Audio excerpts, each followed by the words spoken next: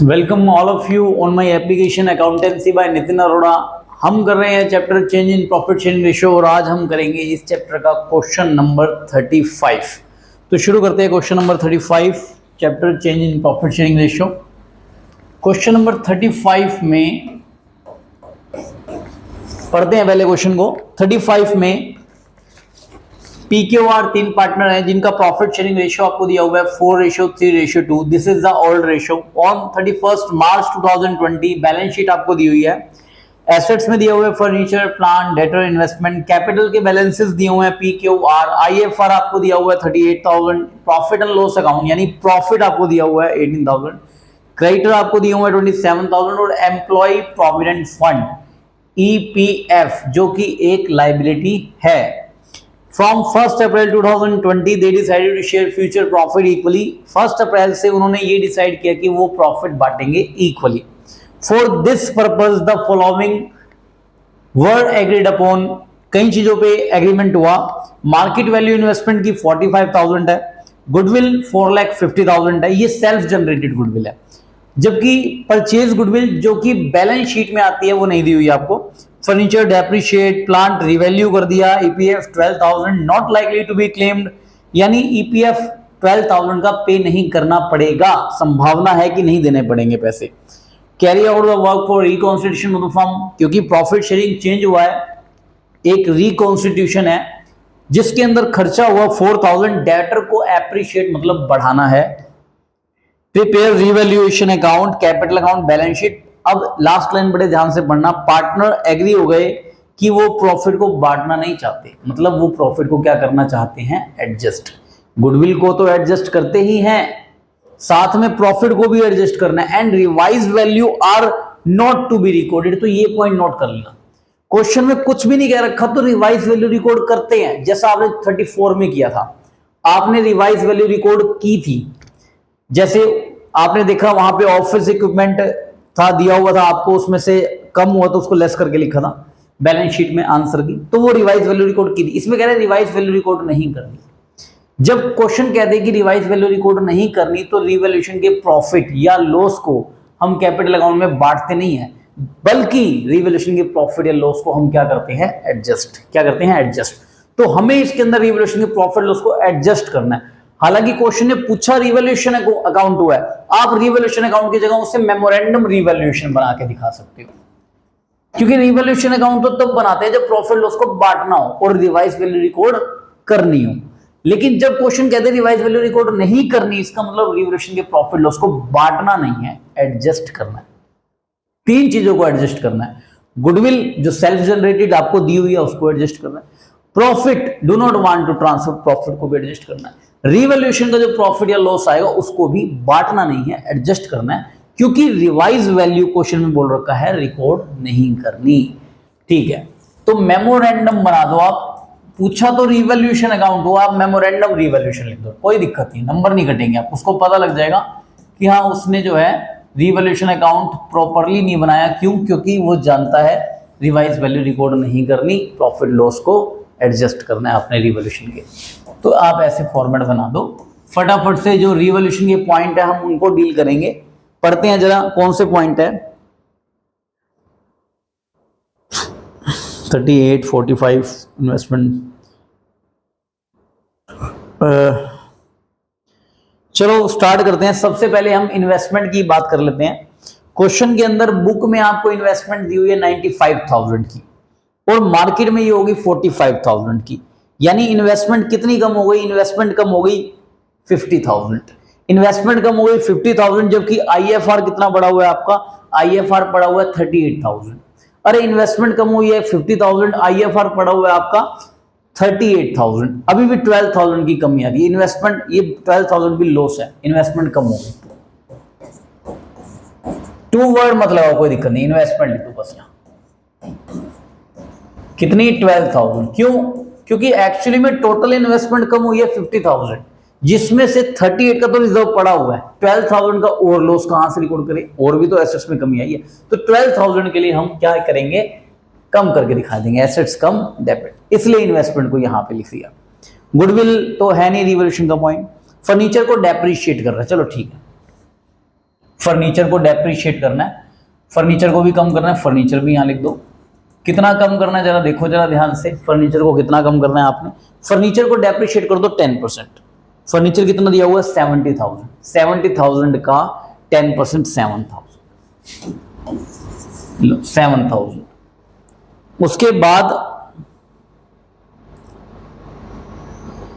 Plant को 1,60,000 revalue करना है, प्लांट दिया हुआ है 2 लाख, उसको 1,60,000 करना है, यानी इसको 40,000 प्लांट को भी कम करना है, प्लांट को भी कम कर दिया 40,000, है ना, क्योंकि आपको बुक्स में दिया हुआ है 2 लाख और आपको करना 1,60,000 है।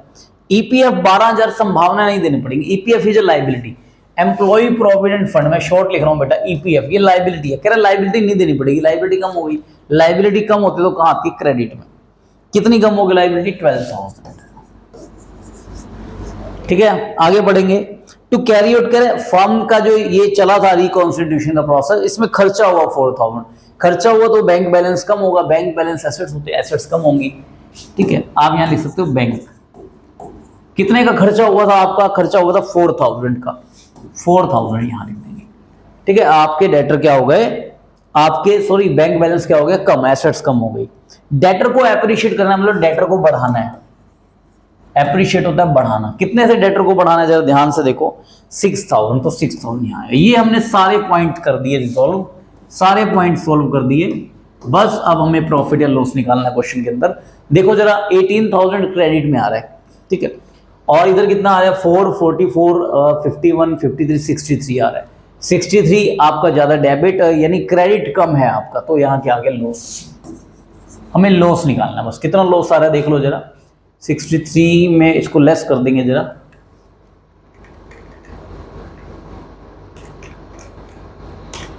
ये 45,000 का लॉस आ गया, बस हमें लॉस निकालना है क्योंकि हमें इसे एडजस्ट करना है। ये हमने मेमोरेंडम रिवॉल्यूशन बनाया और अब ये जो लॉस है हमें एडजस्ट करना है। अब एडजस्टमेंट अमाउंट निकाल लें, चलो वर्किंग नोट बना सकते हैं, working note number 1, adjustment amount निकाल लो पहले, तो क्या निकालोगे, एडजस्टमेंट अमाउंट। तो निकालेंगे जरा सबसे पहले एडजस्टमेंट अमाउंट। एडजस्टमेंट अमाउंट में किस चीज को एडजस्ट करना है, गुडविल को, तो लिख दो जरा गुडविल, कितनी दी हुई है आपको क्वेश्चन के अंदर, गुडविल आपको दी हुई है 4,50,000, ठीक है जी। और क्वेश्चन ने बोल दिया कि प्रॉफिट भी बांटना नहीं चाहता, यानी प्रॉफिट भी एडजस्ट करना चाहता है, प्रॉफिट एंड लॉस। कितना दिया हुआ है क्वेश्चन के अंदर प्रॉफिट, जरा वो भी ध्यान से देखिए, क्वेश्चन में प्रॉफिट दिया हुआ है 18,000, ठीक है। और रिवॉल्यूशन के लॉस को भी ये बांटना नहीं चाहता क्योंकि रिवाइज वैल्यू रिकॉर्ड ही नहीं करना चाहता। जब रिवाइज वैल्यू रिकॉर्ड नहीं करते, ठीक है, तो हम रिवॉल्यूशन के प्रॉफिट लॉस को बांटते नहीं है। हम यहां पे रिवॉल्यूशन लॉस भी लिख देंगे, रिवॉल्यूशन लॉस। कितना आया था लॉस रिवॉल्यूशन का, 45,000, तो 45,000 का लॉस। तीन चीजें ही आपको जो है एडजस्ट करनी है। तो नेट आपका अमाउंट कितना आ जाएगा, 45 से 45 लेस हो गया 18,000, एडजस्टेबल अमाउंट आ गया, ठीक है, एडजस्टेबल अमाउंट। उसके बाद आपको सैक्रिफाइस और गेन निकालना है, आप सैक्रिफाइस और गेन निकाल सकते हो। सैक्रिफाइस और गेन कितने पार्टनर हैं, पी, क्यू और आर। आप लिखो जरा इनका ओल्ड रेशियो कितना दिया हुआ है पी क्यू आर का, 4:3:2, कितना आ जाएगा 4/9, 3/9 और 2/9, माइनस माइनस माइनस, ठीक है, 4/9, 3/9 और 2/9। अब इसमें से माइनस कर देंगे, आपका न्यू रेशियो कितना दिया हुआ है, इक्वली, आई थिंक, हाँ जी इक्वल दिया हुआ है, 1/3, 1/3, 1/3, 1/3। ये कितना आ गया 9, 4 माइनस 3, 1/9 पॉजिटिव आ गया, सेक्रीफाइस आ गया। ये कितना आ गया 9, 3 माइनस 3, ये तो 0 आ गया। ये कितना आ गया 9, 2 माइनस 3 माइनस 1/9, ये नेगेटिव आया तो गेन आ गया। तो हमने क्या निकाल लिया, सेक्रीफाइस और गेन निकाल लिया। क्या निकाल लिया, सेक्रीफाइस और गेन। अब आप इसकी पोस्टिंग कर दो, कहां कर दो, कैपिटल अकाउंट के अंदर। इसकी पोस्टिंग कैपिटल अकाउंट में करनी है, हालांकि अब कैपिटल अकाउंट बनाते हैं फिर पोस्टिंग भी कर लेंगे। चलो कैपिटल अकाउंट भी बना देते हैं, कैपिटल अकाउंट। चलो कितने पार्टनर हैं, 3, पी, क्यू, आर और इधर से पी, सॉरी, पी क्यू और R, P Q R, P Q R. एक सेकेंड बेटा,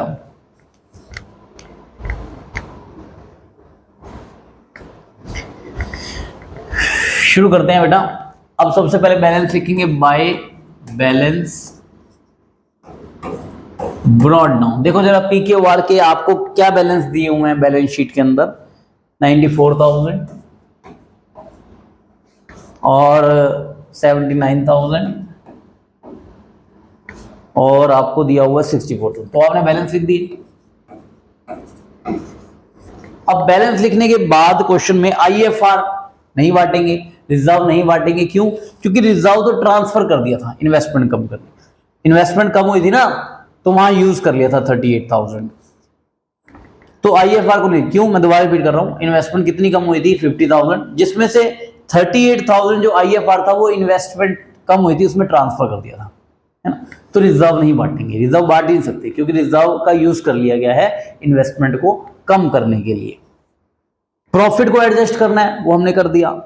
और कोई डिस्ट्रीब्यूटेबल आइटम है? नहीं, कोई डिस्ट्रीब्यूटेबल आइटम नहीं है। गुडविल का पॉइंट हो गया, रिवोल्यूशन के पॉइंट्स आपने कर लिए और प्रॉफिट को एडजस्ट करना है। बस अब आपको एक पोस्टिंग करनी है इसकी। इधर देखो, यहां देखो, जो पार्टनर गेन कर रहा है उसको यहां लिख दो बाय आर, और जो सैक्रिफाइस कर रहा है उसका नाम यहां लिख दो। कौन सैक्रिफाइस कर रहा है? पी। देखो इधर ध्यान से, पी सैक्रिफाइस कर रहा है और क्यू क्या कर रहा है? गेन। G2S गेनिंग पार्टनर का नाम क्रेडिट में लिखते हैं, ये लिख दिया आर। कितना अमाउंट आएगा जरा अमाउंट देख लो, अमाउंट निकाल लोगे। 18,000 मल्टीप्लाई, ये देखो टोटल एडजस्टेबल अमाउंट कितनी है? 18,000।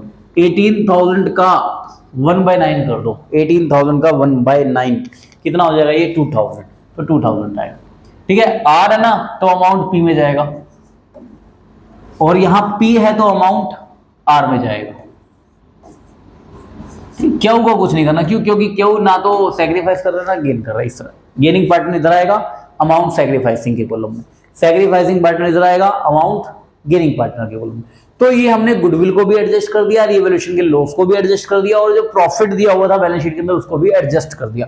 और इसके अंदर कोई भी पॉइंट आपको नहीं दिया हुआ। बस अब आपको टोटल करना है, बैलेंसिंग करनी है इसकी। बस just you need to balance, balance कर दो। डेबिट कम आएगा तो टू बैलेंस कैरिड डाउन। ये डेबिट साइड है, ये क्रेडिट साइड है। कितना आ रहा है? ये 96,000। तो ये 96,000 जीरो है ना, ये तो। आई होप बेटा बैलेंसिंग आप कर लोगे। 79 ये आ गया 79,000, और ये 64 में से 2 गया 62,000। तो आप इसको लिख सकते हो 96,000 79,000। तो ये फटाफट से हमारा कैपिटल अकाउंट भी बन गया। कुछ खास बड़ा नहीं था, बस कॉन्सेप्चुअल था। ये हमने बना लिया अपना कैपिटल।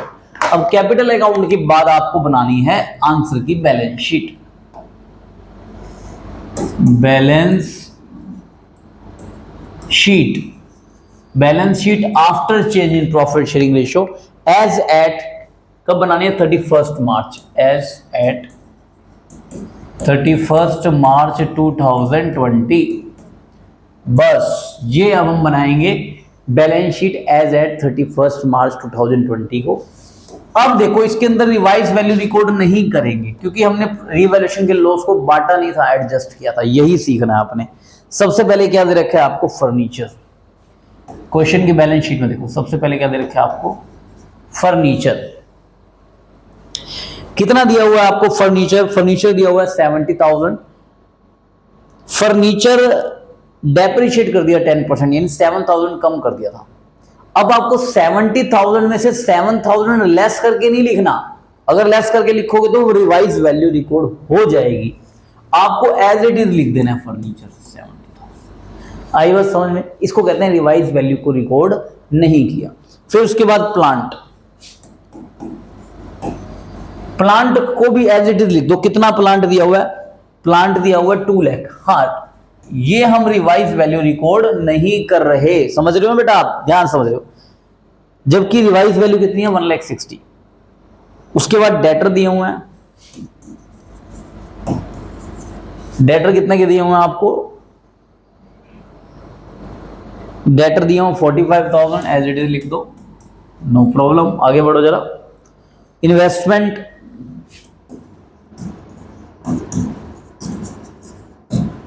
देखो इन्वेस्टमेंट को जो आपको दी हुई है कितनी दी हुई है आपको इन्वेस्टमेंट 95,000, और जो इन्वेस्टमेंट आपकी कम हो गई इसको कम करके ही लिखेंगे। क्यों? क्योंकि इन्वेस्टमेंट का आईएफआर यूज किया था वहां पे हमने, ठीक है। इन्वेस्टमेंट की वैल्यू को हम रिवाइज करके ही लिखेंगे, ठीक है।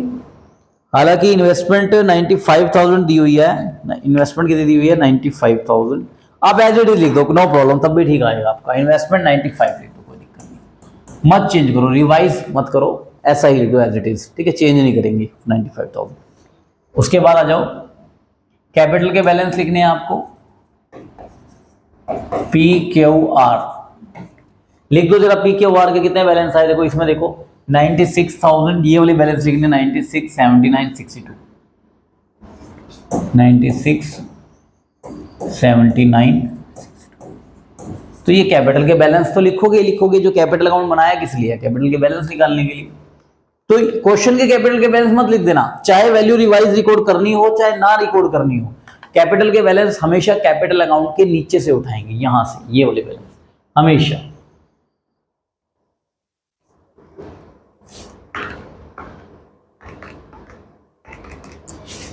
$2,37,000। उसके बाद आ जाओ IFR, investment fluctuation reserve. Investment fluctuation reserve इसको भी दिखाएंगे एज इट इज 38,000, ठीक है। उसके बाद प्रॉफिट एंड लॉस, इसको एडजस्ट किया था हमने, इसको भी दिखाएंगे profit and loss. Profit and loss को आपने क्या किया था? एडजस्ट किया था।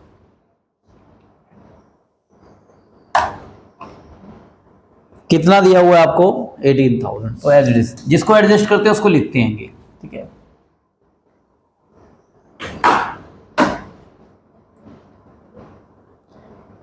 उसके बाद क्रेडिटर दिए हुए 27, तो एज इट इज लिख दो क्रेडिटर भी। क्रेडिटर कितने दिए हुए क्रेडिटर आपको? 27,000। चेंज नहीं करेंगे, as it revise value record नहीं कर रहे हम, ठीक है। ईपीएफ 90,000 लिख दो, बिल्कुल सेम ईपीएफ 90,000, यानी एज इट इज क्वेश्चन की बैलेंस शीट उतार दी है ना, बिल्कुल क्वेश्चन की balance sheet as it is उतार दी, यहां पे उतार दी ना। सिर्फ एक चीज है, कैपिटल के बैलेंसेस को रिवाइज करके लिखते। अब आप इनको टोटल करोगे तो दोनों साइड बराबर आएंगे आपके 70,000।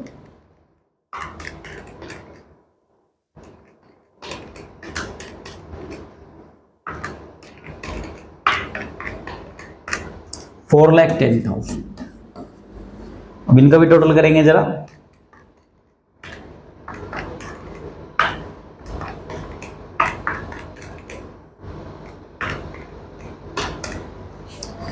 ये हमने अपनी बैलेंस शीट बना ली। तो आप समझ गए होंगे क्वेश्चन के सारे कॉन्सेप्ट्स हमने कवर अप कर लिए। क्वेश्चन नंबर 35 हमने कवर अप कर लिए कॉन्सेप्चुअल क्वेश्चन। आगे जो क्वेश्चन है वो बाद में देखेंगे, जो भी आगे क्वेश्चन हम डालते रहेंगे, सप्लीमेंट्री क्वेश्चन हो या अंडरस्टैंडिंग चेक करने के लिए कॉम्प्रिहेंसिव क्वेश्चन की वीडियोस है, प्रैक्टिस मटेरियल हम आपको अलग से देंगे। तो इस क्लास में बस इतना ही। Thank you very much, see you again and good bye.